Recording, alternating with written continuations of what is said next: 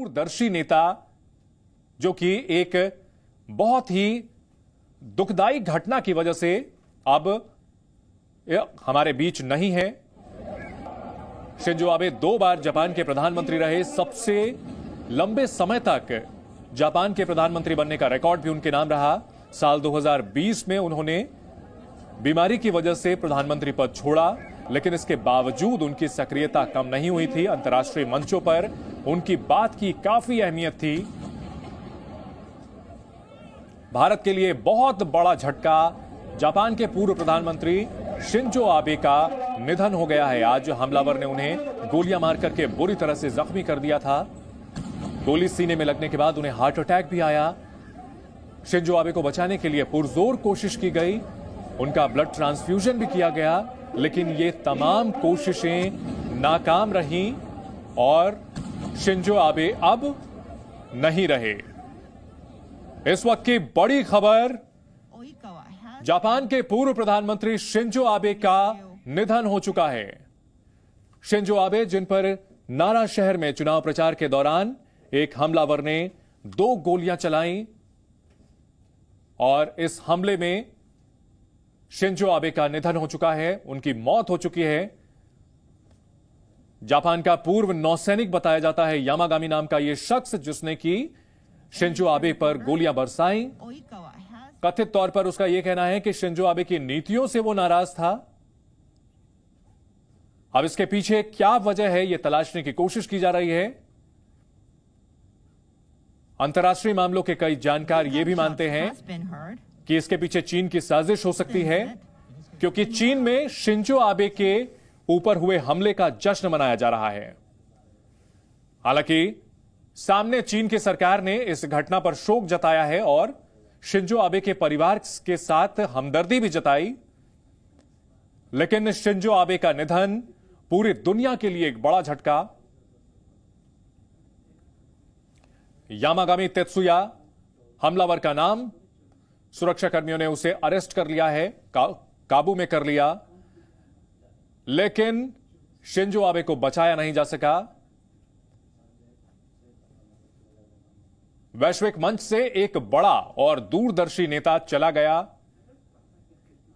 बेहद अफसोसजनक यह हमला, जिस तरह से उनके ऊपर दिन दहाड़े गोलियां बरसाई गईं। यामागामी नाम के शख्स ने हत्या की नीयत से उनके ऊपर 2 गोलियां बरसाई और शिंजो आबे इस हमले में नहीं रहे।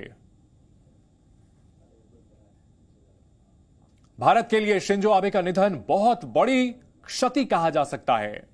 शिंजो आबे लगातार भारत का दौरा करते रहे। 2006-07 में भी अपने पहले कार्यकाल के दौरान भारत आए। 2012 से 20 के अपने दूसरे कार्यकाल के दौरान बार बार भारत आते रहे। प्रधानमंत्री नरेंद्र मोदी के साथ उनके रिश्ते बेहद खास, बेहद मधुर। आबे, जिन्होंने जापान में नई तरह की अर्थव्यवस्था को आगे बढ़ाया, इसे एबेनॉमिक्स के नाम से भी जाना जाता था।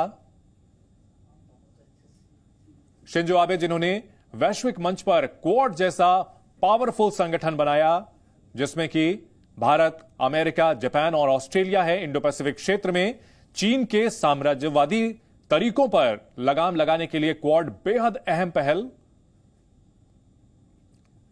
4 बार भारत के दौरे पर आए शिंजो आबे।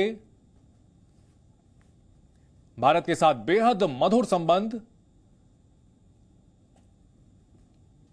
भारत के राजनीतिक पटल में भी शिंजो आबे को बेहद सम्मान के साथ देखा जाता है। भारत और जापान के बीच बेहद मजबूत कारोबारी रिश्ते बने शिंजो आबे के दौरान। उनके प्रधानमंत्री रहते हुए भारत में बुलेट ट्रेन परियोजना को लेकर के जापान की ओर से सहायता दी गई। साथ ही साथ वाराणसी में रुद्राक्ष कन्वेंशन सेंटर। और इस वक्त की बड़ी खबर आपको बता दें, जापान के पूर्व प्रधानमंत्री शिंजो आबे की मौत हो गई है। हमलावर ने उन्हें आज 2 गोलियां मारी थी और इस हमले में शिंजो आबे को बचाया नहीं जा सका। तमाम कोशिशें नाकाम रही, दुआएं काम नहीं आई। पूरी दुनिया से शिंजो आबे के ठीक होने की दुआएं की जा रही थी, लेकिन शिंजो आबे नहीं रहे।